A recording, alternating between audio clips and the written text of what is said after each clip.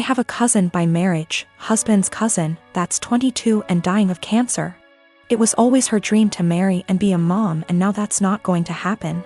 It's hard on everyone. She has a much older fiancé, 30 years, and they had a symbolic wedding so she could have the experience. They started looking for ways to get access to a baby that she could take care of and experience some level of child care that way. But with 2020 and ethics in general, there's not a lot of ways to do that safely. My husband and I have the first and so far only children of our generation, who are 10 months and 23 months old. I had hopes that it wouldn't happen, but her parents asked me if she / they could borrow my younger baby for a few weeks. The cousin and her fiancé would basically be play acting having a baby. Her parents would also join in on pretending. There would be photo shoots and everything. This makes me really uncomfortable. It's really creepy. I cannot understate how creepy I think this is. I know that her not getting to live her dreams is sad, but I don't think this is the answer. I'm worried it will be traumatic for my baby. She's almost a year old and will, well, notice that her entire family will just vanish overnight for what will seem like forever. She's also still nursing, and they don't really seem to care about this factor. I'm really worried about problems down the road. This is setting a dangerous precedent of my child living under other guardianship. Her parents will have time to get attached, and they could try to use that for familial pressure if not legally. Her fiancé is also a wild card in that regard. I said no, and my husband's entire family is hounding us about this because her time is running out and it's time sensitive. They say we're being selfish. They say that we could use this as a free vacation and bond with our older child because I popped them out so close together. They want to compromise now by letting me come by a few times a day to bring milk. We still don't want to do this. Yesterday afternoon, we got an email from the cousin's parents offering actual dollar amounts for us to agree. We got enough from that to file a police report and at least get the threat in writing. We also had a call with my husband's parents and his siblings to basically clear the air. Apparently what they were telling people they asked for and what they were actually asking for were very different. Everyone on that call now had them blocked on social media except for mother-in-law, because of the cousin.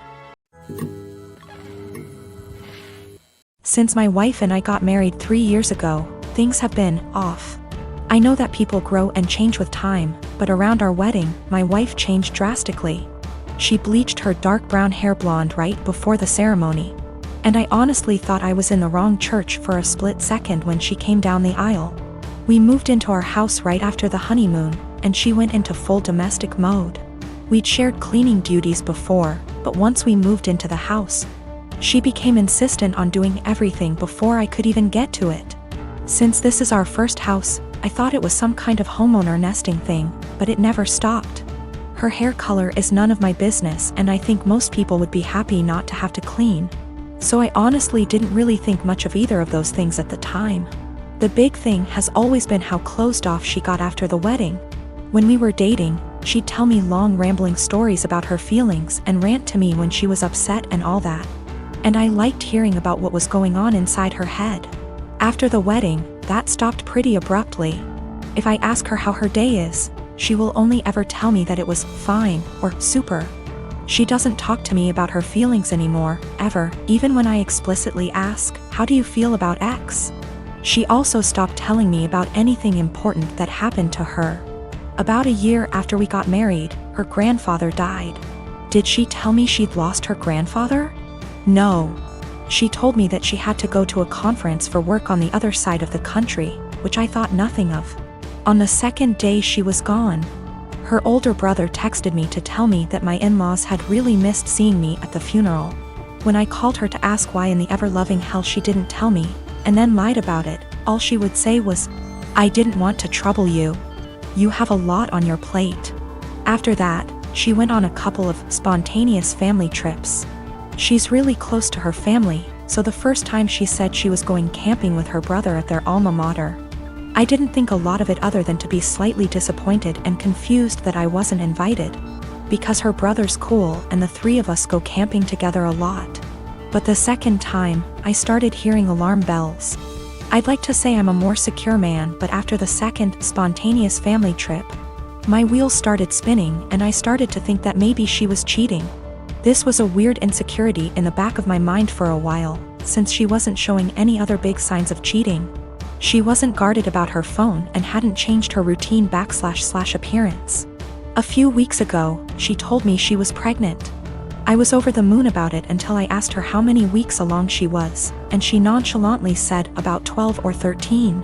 She'd been pregnant for like 3 months before she even bothered to tell me. She's not really showing at all, and she doesn't usually drink, so I had been completely in the bloody dark. I honestly hadn't even suspected. That was kind of it for me. I was sure she was cheating, and that it wasn't my kid. I thought there was no possible way that a woman would keep her pregnancy a secret from her husband for 3 months. So I snooped. Yes, I know I was wrong, but I wanted proof that she'd been having an affair before I moved out. One of my best buddies from college is a divorce attorney, and when I asked him what I should do, he sent me the info for a key logger. I installed it on my wife's laptop and was prepared for the worst. Now, I feel like what I found is somehow worse than her cheating. I didn't find any steamy messages, but I found out that she keeps a diary in a Word document that she writes in every day. I know I should have just stopped once I knew she wasn't cheating, but once I saw my name in her diary, I couldn't stop. I read all of it. All 7 separate documents, going back to way before we'd even met. Turns out she's not cheating.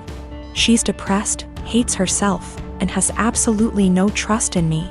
All of the stuff I've been confused and bothered by has some kind of sad, self-loathing explanation. She hates having blonde hair, but she writes, I know he'd divorce me if I went back to being a brunette. Because wives are supposed to be blonde almost every week. The wives are supposed to be thing is tangled up in everything. She thinks wives are supposed to be quiet, which is why she doesn't talk to me anymore. She thinks wives are supposed to make things easier for their husbands, not harder. Which is why she didn't tell me when her grandfather died. It just goes on and on and on. She didn't tell me when she got a huge promotion and a raise because he'd leave me in a heartbeat if he knew I made more money than he does. Men can't handle that. It hurt to know that she thinks of me as some kind of one-dimensional 1950s husband. And I've been racking my brain to think of anything I could have done to make her think this way. What I can't handle is that she'd lied about the big stuff. I honestly don't know if I can forgive her for not telling me about the miscarriages. The spontaneous family trips were actually her miscarrying 2 of our children, one at 5 weeks, the other at about 10. She went and stayed with her parents while she was recuperating, and her brother and sister came to support her. But not me. I didn't get to be there for her, because she thinks I would leave her immediately if I knew that she'd killed our children. She's convinced that she caused both miscarriages because she smoked pot for a long time before we got married. For what it's worth, it sounds like her family tried both times to get her to tell me, but she wouldn't. She finally told me about this pregnancy because her parents threatened to tell me she didn't. I'm just absolutely confused. I don't even know what to think right now.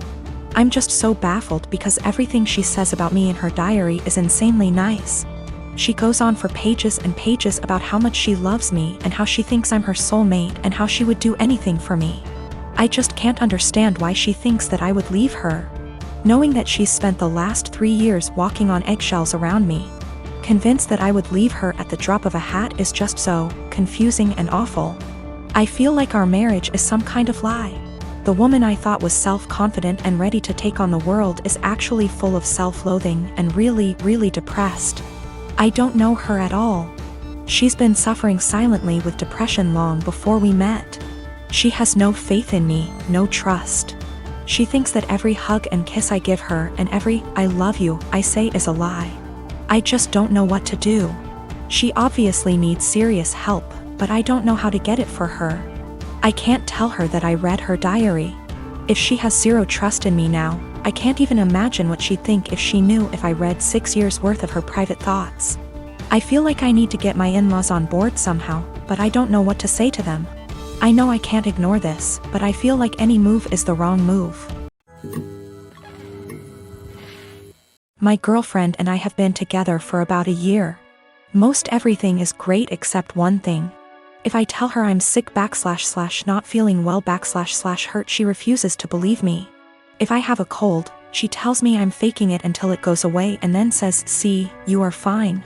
I'm rarely sick, so it's never been a major issue. But she has zero sympathy when I'm sick. She grew up with hypochondriac parents who were always sick with something, often self-diagnosing themselves with fatal maladies. She has limited contact with them, and the time I met them, I was told by them that they didn't have long left to live. I get it, growing up in that household must have been awful. But what happened on Sunday just sent me over the edge. Girlfriend and my sister wanted to check out this event, and we were all supposed to go. I woke up with excruciating back pain and could barely breathe. Girlfriend got so mad at me for ruining this that she wouldn't speak to me. As she was about to leave, I asked her not to leave because I thought something was wrong. She said no and left. I threw up in my bed and eventually called my parents. I was too embarrassed to call 911. And my mother and brother hauled me to the hospital. I was whisked back, and after 20 minutes I was diagnosed with kidney stones. Fentanyl and gravel, and I had a CT scan and then went for a procedure to bust the kidney stones. 5 hours later and I was laying on my parents' sofa in a haze. I have never, and hope to never, feel pain like that again in my life. I was sure I was going to die. The attending in the told me it's worse than childbirth and that they've had it before, too. I didn't text my girlfriend throughout because I really didn't have the strength or foresight. I was drugged up and uncomfortable. My sister found out that I had been in the emergency room, and soon after my girlfriend called me. She was pissed off I didn't call her. Then I reminded her that I begged her not to leave as I thought something was wrong. She got quiet and eked out an apology. I got furious and said something rather nasty things, unsavory things. In fairness, I was on dope, still sore, peeing blood, and felt like someone had punched me in the gut. Standing was incredibly painful. I needed to take 2 days off of work and school.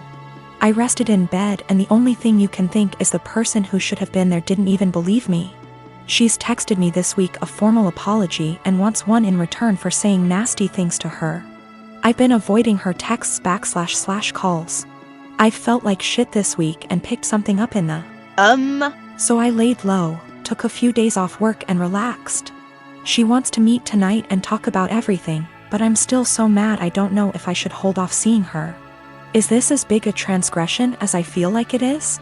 Am I blowing this out of proportion because I felt so shitty? I just am so annoyed and angry.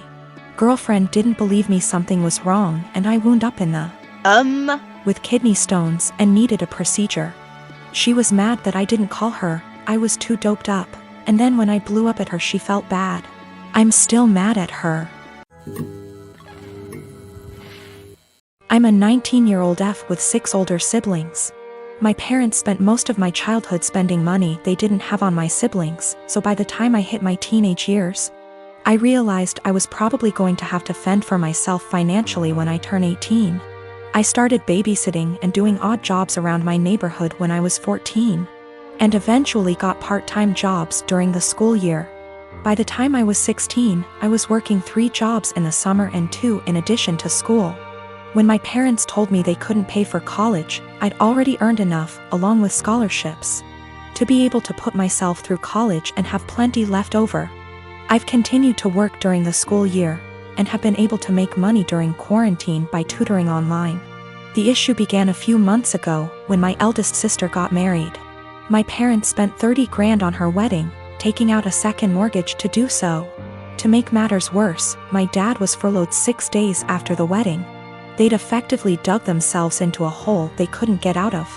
2 weeks ago, my mom texted me for the first time since the wedding. She didn't say hi, ask how I was, or make any small talk. She just said, "Your dad and I need a favor. When can we call you?" I'd expected this. None of my elder siblings are doing well financially, and they've exhausted all other loan options, both from family and the bank. I figured they would text me, ask me to loan them a few thousand, and promise to pay it back when they could figure things out. I was absolutely willing to pitch in a few thousand, and had even considered giving them some of my tutoring jobs so they could make some extra cash.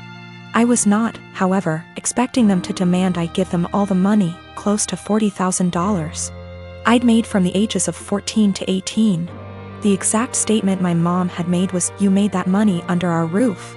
We were the ones who allowed you to work, so you only have it because of us anyway. We bought you food and clothes for 18 years. That money is only a fraction of what you owe us, and so on. I said that food, clothes, and shelter were the very minimum. It's what they signed up for when they chose to become parents. I didn't ask for any of it, etc. They responded by telling me that if it wasn't for them, I wouldn't have the life I have today. I said they were being ridiculous, and hung up. Since that day, both, along with 2 of my siblings, have continuously hounded me about giving them what is rightfully theirs. My siblings, who have never been asked to give them money, are still professing that it's my job as their kid to take care of them. I told them they wouldn't see a cent of my hard-earned money, and have no right to make such a request. I'm torn. I feel awful for refusing to help them out, but on the other hand, this was their fault. I feel I shouldn't be responsible for fixing their mess.